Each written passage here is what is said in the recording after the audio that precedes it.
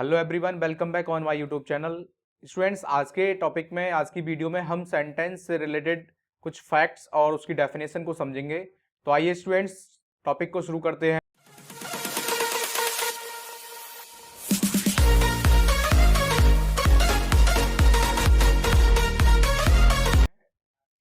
तो students, sentence, अब तक स्टूडेंट्स आप लोगों ने सेंटेंस की डेफिनेशन को पढ़ा होगा। A group of words that makes complete sense is called a sentence. और एक्चुअली काफी सारी बुक्स में, लॉट्स ऑफ बुक्स के अंदर यही डेफिनेशन लिखी हुई है। और स्टूडेंट्स, अकॉर्डिंग टू मी, मैं अगर कहूं तो ये मेरे अकॉर्डिंग इनकम्प्लीट डेफिनेशन है। मैं गलत तो नहीं कह रहा, लेकिन ये क्या है, एक इनकम्प्लीट डेफिनेशन हुई। कैसे हुई इस बात को मैं अभी बताता हूं आपको। देखिए students, group of words, sentence होने के लिए ग्रुप ऑफ वर्ड्स होना जरूरी है। Group of words in indefinite order. देखिए यहां इस डेफिनेशन के अंदर ये नहीं कहा कि ग्रुप ऑफ वर्ड्स को किस ऑर्डर के साथ में होना चाहिए।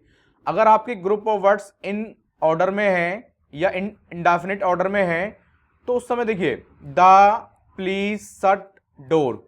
तो एक्चुअली स्टूडेंट्स एक बात बताइए, ये आपका ग्रुप ऑफ वर्ड्स तो है, क्योंकि the, please, shut and door. अब आप देख रहे हो इसमें वर्ड्स तो हैं, ग्रुप ऑफ वर्ड्स है, लेकिन ये क्या है, इंडेफिनिट ऑर्डर में है, डेफिनिट ऑर्डर में नहीं है। तो हम इसको सेंटेंस नहीं कह सकते, तो इसलिए ये सेंटेंस नहीं होगा। अगला सेंटेंस है the moves earth the sun round. तो वही सेम सिमिलरली देखिए, यहां भी ग्रुप ऑफ वर्ड्स तो हैं, लेकिन ये जो ग्रुप ऑफ वर्ड्स है ये आपके क्या नहीं है, इन डेफिनिट ऑर्डर में नहीं है, इंडेफिनिट ऑर्डर में है। तो हम इसको सेंटेंस नहीं कह सकते। ओके स्टूडेंट्स, ये आपका सेंटेंस नहीं हो सकता। तो स्टूडेंट्स, अब आपको ये पता चल गया कि ग्रुप ऑफ वर्ड्स का डेफिनेट ऑर्डर में होना बहुत जरूरी है।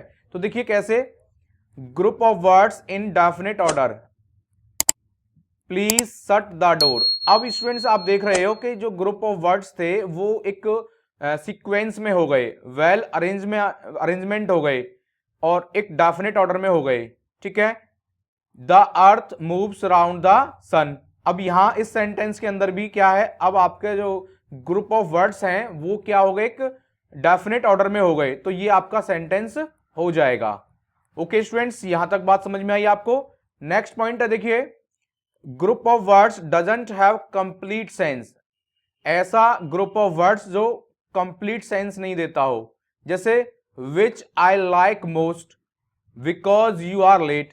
अब यहां ग्रुप ऑफ वर्ड्स तो डेफिनेट ऑर्डर में है, लेकिन ये कंप्लीट सेंस नहीं दे रहे, क्योंकि विच आई लाइक मोस्ट, क्या लाइक मोस्ट, और बिकॉज यू आर लेट, क्योंकि तुम लेट हो। इसका कोई सेंस नहीं निकल पा रहा है, कंप्लीट सेंस नहीं निकल पा रहा है। हालांकि इस सेंटेंस के अंदर ग्रुप ऑफ वर्ड्स जो आपके डेफिनेट ऑर्डर में तो हैं, बट वो क्या है, कंप्लीट सेंस नहीं दे रहे। तो अगर सेंटेंस का देखिए, एक बात, definite order, group of words का डेफिनेट ऑर्डर होना जरूरी है, दूसरा उसका वो कंप्लीट सेंस देना उसका जरूरी है। तो देखिए कैसे, group of words does have complete sense. अब आप देख सकते हैं, this is the book which I like most.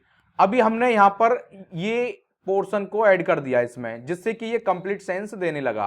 अब इस सेंटेंस का कंप्लीट सेंस आ रहा है, जैसे you are not permitted because you are late. अब तुमको परमिट नहीं किया जाएगा क्योंकि तुम लेट हो। तो अब यहां पर ये ग्रुप ऑफ वर्ड्स हैं वो क्या है, कंप्लीट सेंस दे रहे हैं, तो ये आपका सेंटेंस हो जाएगा। ठीक है स्टूडेंट्स, नेक्स्ट पॉइंट देखते हैं, group of words which has a complete sense. अब ऐसा ग्रुप ऑफ वर्ड्स जो कंप्लीट सेंस तो दे रहा है, लेकिन वो मीनिंगलेस सेंस रखता है। कैसे, I was born 500 years ago.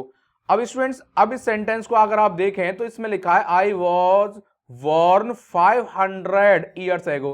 तो ये क्या है, एक इम्पॉसिबल है, क्योंकि 500 तो शायद कोई नहीं रह पाएगा। 500 मतलब 500 साल पहले मेरा जन्म हुआ, तो दैट इज इम्पॉसिबल। ये क्या हो गया, एक मीनिंगलेस सेंस हुआ। कंप्लीट सेंस दे रहा है, क्योंकि सेंटेंस के अकॉर्डिंग देखें ग्रुप ऑफ वर्ड्स भी वेल ऑर्डर्ड हैं और आपके मीनिंग कंप्लीट सेंस भी है, लेकिन ये क्या है, मीनिंगलेस हुआ। अगला है जैसे 2 and 2 is 5।